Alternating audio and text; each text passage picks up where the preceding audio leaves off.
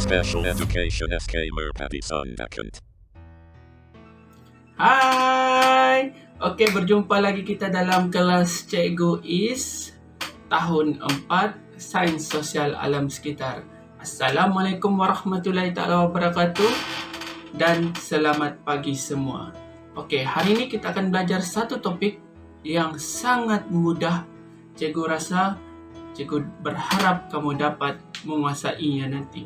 Oke, hari ini kita akan belajar mengenai benda hidup dan benda bukan hidup. Okey, yang pertama kita akan lihat dahulu apakah itu benda hidup dan apakah itu benda bukan hidup. Dan kita akan lihat contoh-contoh benda hidup dan contoh-contoh benda bukan hidup. Okey, jom kita sama-sama saksikan video yang cikgu sediakan ini untuk kita belajar sama-sama mengenai topik ini, dan cikgu harap kamu dapat menguasainya nanti. Okey, jom kita saksikan. Okey, mesti kamu mau tahu apakah itu benda hidup. Okey, hari ini cikgu akan terangkan apakah itu benda hidup. Benda hidup ialah benda yang memerlukan makanan dan juga minuman. Benda hidup juga boleh bernafas, boleh bergerak dan boleh membiak. Okey, benda hidup. Contoh-contoh benda hidup. Benda hidup kita boleh kategorikan kepada 3, iaitu manusia, haiwan dan tumbuhan. Okey, kalau kita lihat contoh benda hidup iaitu manusia. Okey, manusia ini kalau kita lihat di sekolah, kita boleh jumpa rakan-rakan kita, guru-guru dan kakak-kakak PPM di sekolah. Itu adalah benda hidup manusia. Dan seterusnya kita lihat contoh benda hidup yang kedua iaitu haiwan.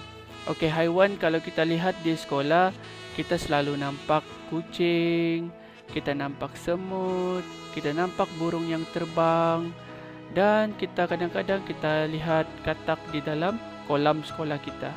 Okey, yang seterusnya kita lihat contoh yang seterusnya iaitu tumbuhan.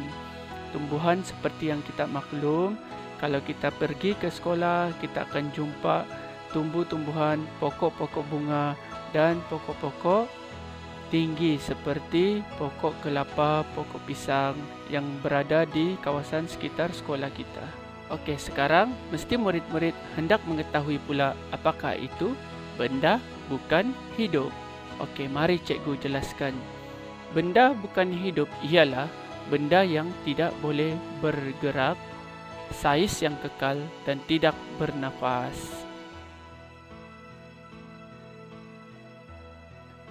Okey, contoh-contoh benda bukan hidup.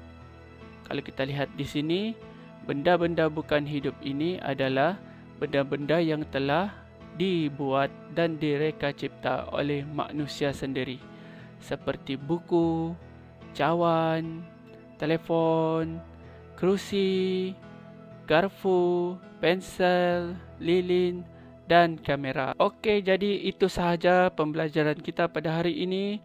Jumpa lagi untuk kelas seterusnya. Bye. Assalamualaikum warahmatullahi taala wabarakatuh.